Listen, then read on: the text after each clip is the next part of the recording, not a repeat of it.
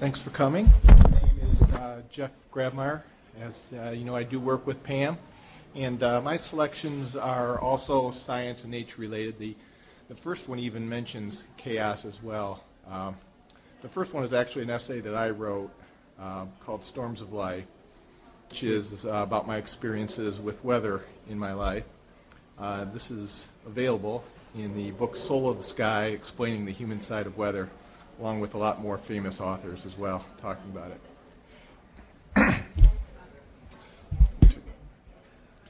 When I was 4 years old, a monstrous tornado rumbled through my neighborhood and blew away my house. 8 years later, I decided I wasn't going to be a victim again, so I took up weather forecasting. It made no matter that there were trained meteorologists with advanced degrees and sophisticated equipment to do that for me. My experience with the twister proved to me that meteorologists were no better at predicting the weather than I was at predicting the changing moods of my younger brother. After I begged my parents for a few weeks, they broke down and bought me a weather kit. It was a Mr. Wizard type of setup with a rain collector, wind speed gauge, barometer, thermometer, and a booklet on forecasting. The instruments were made of flimsy plastic, and the book made forecasting seem as easy as getting candy from Grandma. But I couldn't have been happier if Dad had given me a genuine National Weather Service laboratory. I felt powerful, in control. I pored over the kit's forecasting book for the next few days. It was exciting to learn about the different cloud formations and the specialized meteorological terms. Soon I was dropping terms like occluded front and temperature inversion into my everyday conversation. After a week of intensive study, I was sure I had what it took to forecast the weather. So I set up the equipment in the backyard and launched my new career. I took the job seriously. I'd even leave the outfield in the 7th inning of my Little League game and run home to check the measurements. Twice each day, I carefully recorded in a small notebook the barometric pressure, wind speed and direction, cloud formations, rainfall, and current conditions. The book taught me what to look for, things like high, wispy cirrus clouds that are bearers of good weather, or cumulus clouds in the summertime that could quickly develop into thunderheads. Each evening, I hand-printed the forecast for my hometown of Toledo, Ohio. My parents proudly displayed it on the refrigerator door next to my brother's schoolwork. I only kept up my forecast for a few months. It wasn't that I was doing a bad job, I was just getting bored. I was tired of forecasting your everyday, run-of-the-mill weather. My fantasy is that one day I would be checking the conditions and suddenly realize that another tornado was going to tear through my neighborhood in minutes. In my daydream, I would run door to door, alerting my neighbors just in time for them to seek safety. But the only real service I could provide was to warn the neighborhood housewives of rain so they could get the laundry off the clotheslines. The few exciting times were the occasional summer thunderstorms. I knew that when a tornado was near, the barometric pressure drops dramatically in just minutes. So at the first rumblings of thunder, I raced to my bedroom and sat in front of the barometer, watching closely for signs of coming calamity. But there was no more calamity. If only I would have had my weather kit 8 years earlier, I thought to myself. April 11th, 1965, the day the infamous Palm Sunday tornado swaggered through my neighborhood like a 200-foot bully, killing 16 and injuring 70. The same day, 51 twisters raised hell in the Midwest, taking 256 lives. That Palm Sunday twister is my first childhood memory. I was 4 years old, and I can recall nothing about our house until the night it was blown apart. My memory begins a little after 9 o'clock that night when I was awakened by a terrific boom and then a gathering roar. Later, I would hear the sound described as the bellowing of a million mad bulls. I didn't know anything about bulls, but to me it sounded like the roar of the thing that occasionally haunted my dreams. All kids have their own personal dream monsters, but my thing was a 100-foot version of Godzilla with rows of teeth and scaly green skin. Mom and Dad were sitting in the kitchen when they heard the clamor. My father opened the back door and saw, etched by the near-constant lightning, the mad dance of the twister. I was sitting on the edge of my bed, confused and scared, when my parents rushed in and grabbed my brother and me. Just as Mom grabbed my brother, the window above his crib shattered. We didn't have a basement, so Mom and Dad headed for a door in the floor of the garage that led to a tiny crawl space under the house. They ran down the pitch-black hallway. It was as if the thing was chasing us and we were trying to escape. Our legs felt like they were made of lead. Suddenly, the thing was hovering over us, ripping apart the house. Dad fell on top of me and Mom on my brother.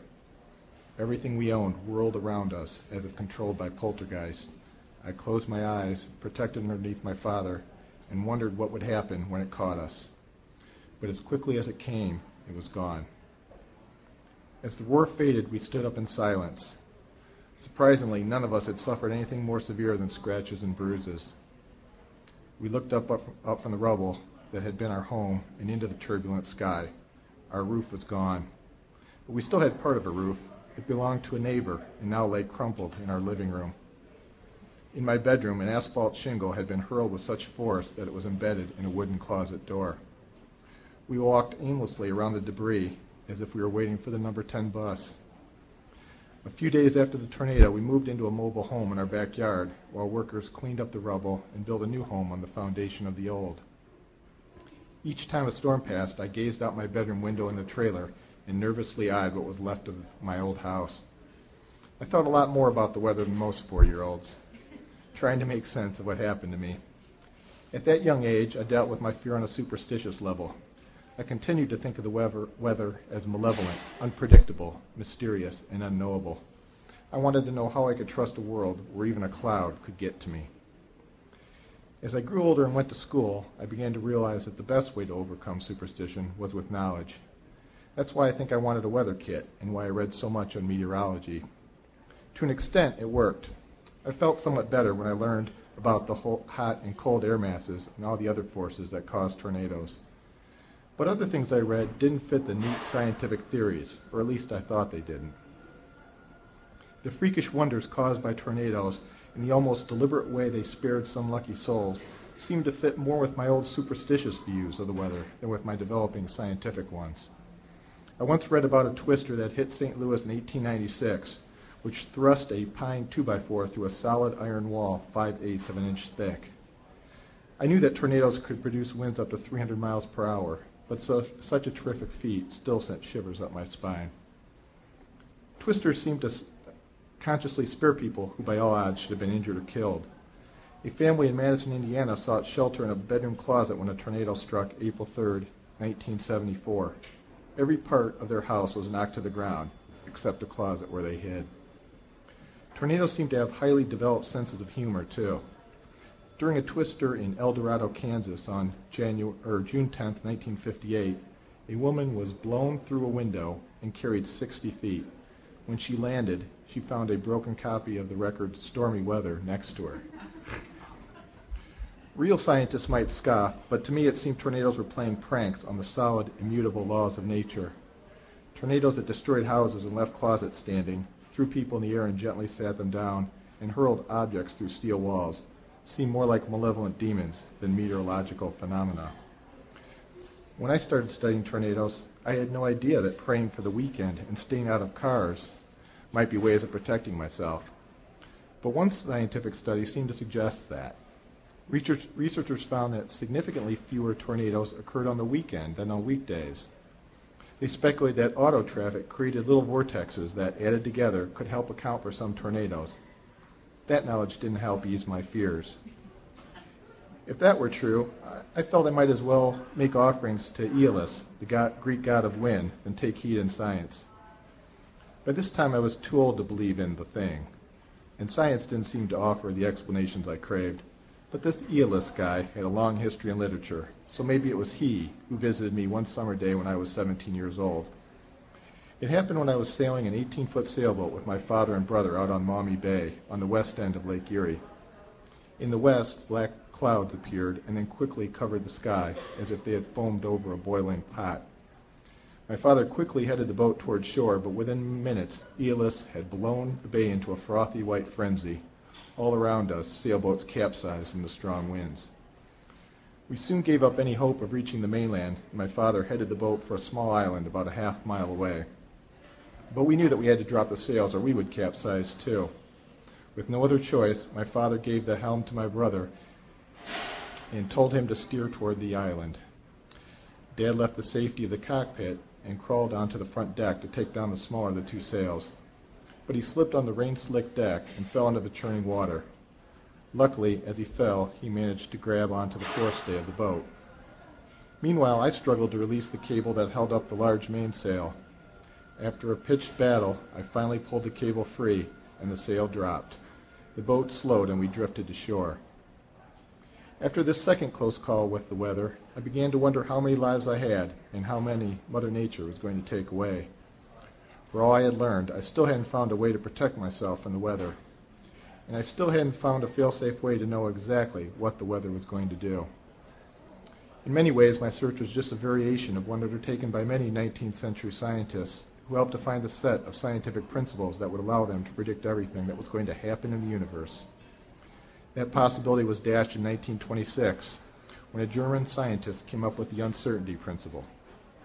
The principle states that we can predict future events exactly only if we can perfectly measure the present state of the universe. But the universe has an unpredictable random element that makes perfect measurement and prediction impossible. The weather takes the uncertainty principle and dumps it on us like a surprise 6-inch snowfall. Weather constantly reminds us that we are subject to random forces beyond our control. We are reminded that the universe was born in chaos and will end that way, billions of years from now, we hope. Even our primitive ancestors understood the connection between weather and chaos. The Apache Indians believed that before the world was created, there existed only darkness, water, and cyclone. For an Apache, seeing a tornado must have been like seeing the world before the dawn of creation. I know how they felt. When the tornado hit my house, I had my own glimpse of the earth as it was millions of years ago, when life existed only in a primordial soup. I can imagine mountains thrusting violently from the surface, seas boiling from the heat of the earth, and great storms raging across a desolate, empty landscape. Sometimes I can imagine chaos on an even grander scale, black holes sucking all nearby matter, even light, into their cores, stars bursting into supernovas and spewing debris that will someday form new planets and new suns. Nothing seems simple anymore, or even possible to understand. But despite all that is random and unpredictable, I still haven't lost the yearning of that 12-year-old kid with a weather kit. Something keeps me looking for order in my own little corner of the universe.